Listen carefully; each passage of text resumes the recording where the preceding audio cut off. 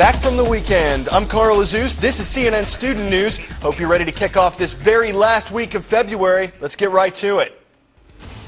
Our first story takes us to a coal mine in northern China, where a deadly blast has claimed the lives of dozens of miners.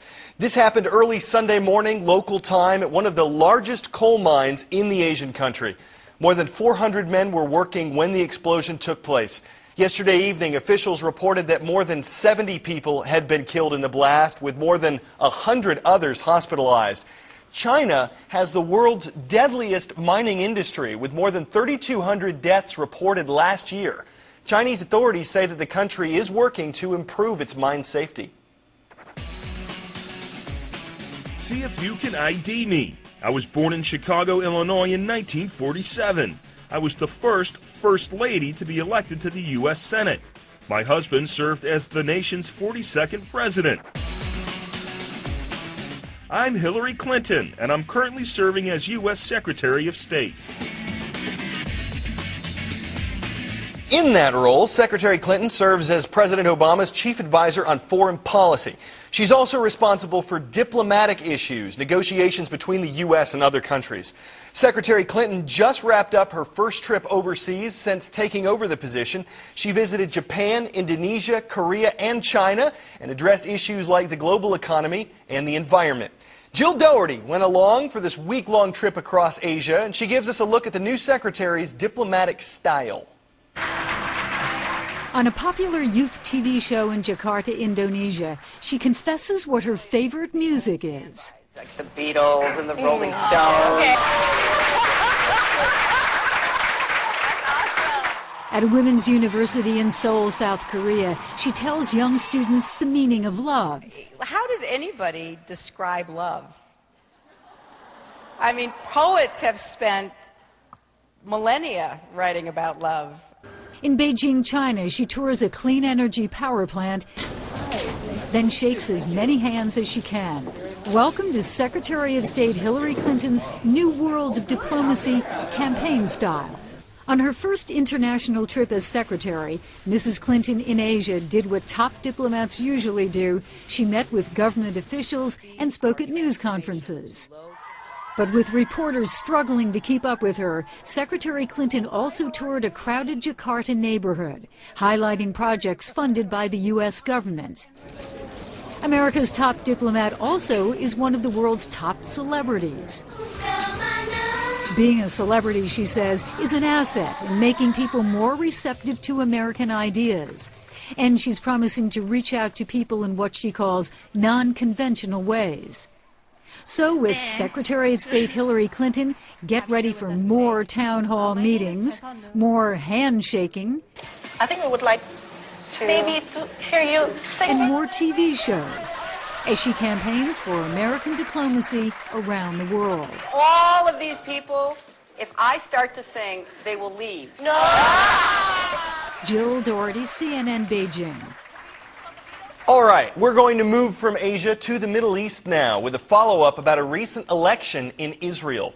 Benjamin Netanyahu has been chosen to form the country's next government. Israeli President Shimon Peres, on the right there, chose Netanyahu to form a coalition of Israel's political parties. If he succeeds, Netanyahu will become the country's next prime minister. But it won't be his first time. He served in that role from 1996 to 1999. Now, Netanyahu says that he hopes the country's political parties will be able to find common ground. He has 6 weeks to bring that coalition together. If he can't, the process starts all over again. There seem to be two main reactions on Friday's story about an Iranian woman whose attacker blinded her with acid and then was sentenced to being blinded himself.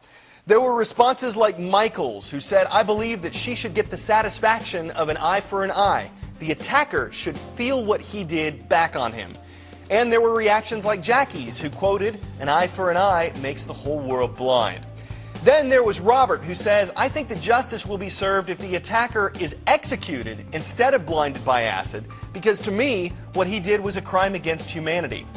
Paco noted the attacker should know what it feels like to be blind. He should also feel the pain he gave Amene. Jordan feels there is a better way to serve justice. What good would having another blind person in the world do? But Brittany and Princess write, people are saying this isn't a fair punishment, but if you got acid thrown in your eyes and you could never see again, you would think differently. Is this legit? Strokes are the third leading cause of death among Americans. This one's true. Strokes can happen when your brain doesn't get enough blood and is deprived of oxygen and other nutrients.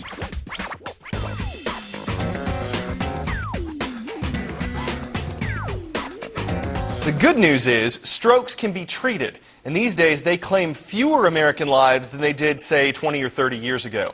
Now, several factors can increase your risk of having a stroke: smoking, obesity, having high cholesterol or blood pressure.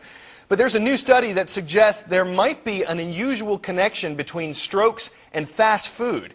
These findings showed that the risk of a stroke for people living in a neighborhood went up by 1% for every fast food restaurant in the area. The lead researcher pointed out that the study does not indicate whether fast food increases the risk because of its content or whether fast food restaurants are just a sign of unhealthy neighborhoods. The National Restaurant Association, though, says the report is seriously flawed, in part because it doesn't offer any information on the eating and exercise habits of the people who took part. Well, turning to technology now, and a new idea taking flight in some European airlines. That rule about having to turn your cell phone off before takeoff. Not anymore. The companies say they are making the move to meet customer demands, but will in-cabin calls be a benefit for frequent flyers? Or will the extra noise just be a nuisance? Jim Bolden dials up the details. This may seem like a typical flight aboard Ryanair from London to Dublin. After takeoff, time to close my eyes for a bit. Then, this happened. Ladies and gentlemen, also on board this afternoon's flight, you're also able to use your mobile phone. Anyone on this plane can now make, or perhaps more annoyingly, receive a call on their own phone. On this flight, only phones that can connect to the O2 service will work. This one does, so let's give it a try. Ryanair says it's the first low-cost carrier installing the service across its entire fleet. How's it sound to you? A slight delay, perhaps, but that didn't deter other journalists invited on board to test the service. Do you think passengers are going to really want this? Is this going to be successful? I'm not entirely sure. I think it'll work with a degree of novelty value for the initial period. Obviously, it's going to have benefits for business travellers, and I imagine at the end of the day, that's going to be the core market. And it wasn't long before phones started to ring and interrupt my interview with an executive from the company providing the technology. You couldn't have picked a better moment because I'm standing in front of a camera of a CNN. Exciting. All right, bye. It's a bit of an unexpected... It was my office calling, actually. Is that your first call ever? The first inbound call, yes. A number of other airlines are rolling out GSM service on board, including British Airways and Royal Jordanian. Emirates started providing it last year, though in the United States, the use of cell phones on airplanes is still banned. Very good. Ryanair Chief Executive Michael O'Leary says it's an obvious way to make extra revenue. Passengers are charged by the minute for voice calls. There's also a fee for email and sending texts. Once we have fitted the entire fleet of 170 aircraft and we're carrying 100 million passengers a year, a very small proportion of revenue per passenger will result in very large revenue flows to our partners On Air and Ryanair. On Air says in the next 5 years, the majority of airlines will be kitted out, along with many private jets. Well, I got to get a cell phone suit like that guy had. Well, before we go today, a renowned scientist helped study feelings.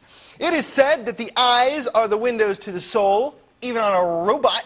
This mechanical mimic you're about to see, does he ring any bells? It's not Mark Twain. It's famous physicist Albert Einstein. And researchers are using his familiar face to study our emotions. He's designed to read facial expressions and react accordingly. Researchers say it works perfectly, even if it does look kind of creepy. So how much does it really look like Einstein? Well, we have some theories, but it's probably all relative. We hope you enjoy the rest of your day. For CNN Student News, I'm Carl Azus.